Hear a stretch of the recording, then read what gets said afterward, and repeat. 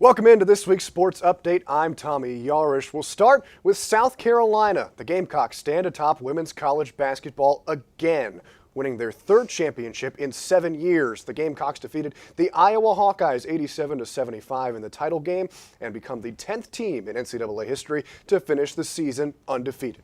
Despite having plenty to celebrate, South Carolina head coach Dawn Staley made time after the game to recognize Iowa star Caitlin Clark.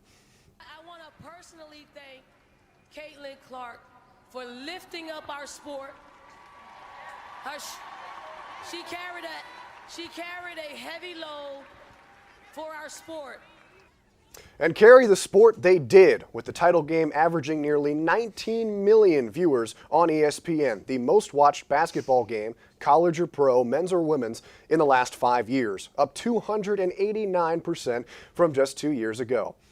And South Carolina wasn't the only team winning a national championship this week. The UConn men's basketball team beat Purdue 75-60, winning back-to-back championships. They're the first team to do that since Florida in 2006 and 2007.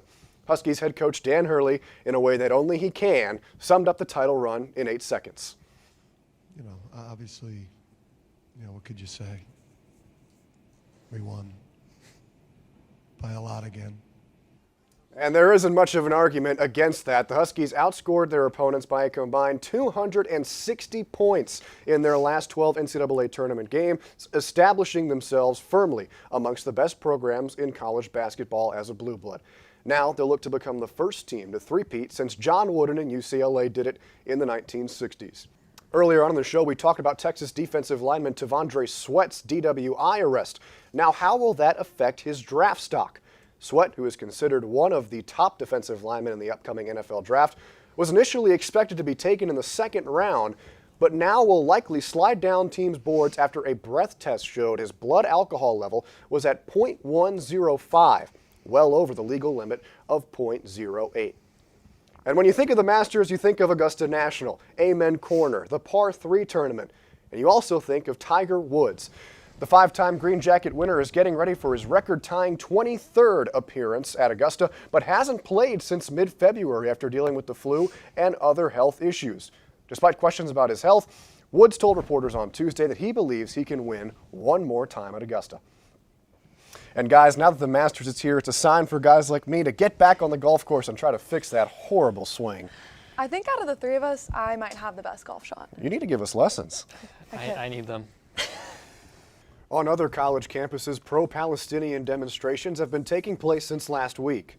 At Columbia University, more than 100 students were arrested for camping on school grounds. Other schools like Yale, MIT, and the University of Michigan have also seen pro-Palestine encampments appearing, while school presidents work to maintain a balance between school safety and allowing students to exercise their First Amendment right to protest. Some private universities have canceled classes and even locked their gates off to the public to ensure that no one gets hurt. The person who anonymously filed the petition to remove a Travis County district attorney is stepping forward.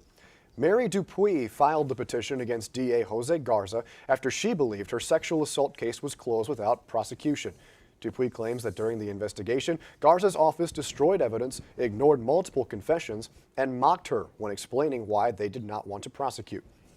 No DA prosecutes all crimes. All DAs use prosecutorial discretion to determine how best to serve those who elected them within their available resources.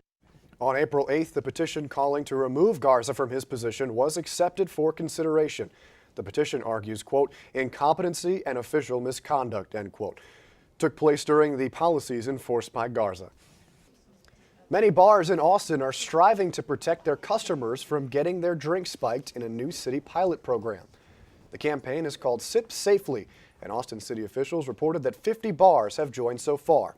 The program has a budget of $100,000. It will fund alcohol test strips that allow patrons to check if their drink has been spiked, as well as drink covers and flyers that inform customers of test strip availability.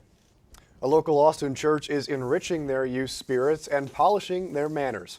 Reporting Texas TV's Mala Freeman is live in the newsroom with the story.